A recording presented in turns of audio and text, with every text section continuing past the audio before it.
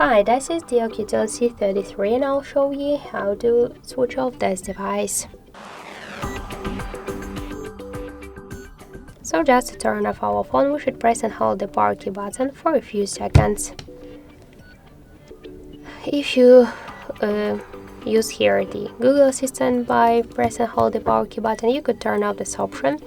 Or also you could use the power off menu by press and hold the power key and volume up button. Volume up button together. Here we got the power off menu. You could turn off your device by click the power off icon.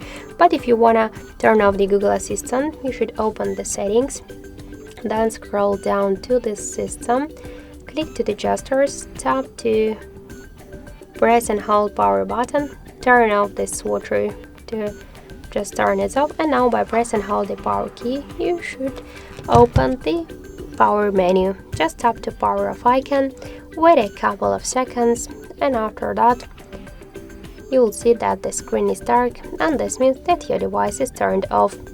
That's it. Thank you for watching, and if you like this video, leave thumbs up and subscribe.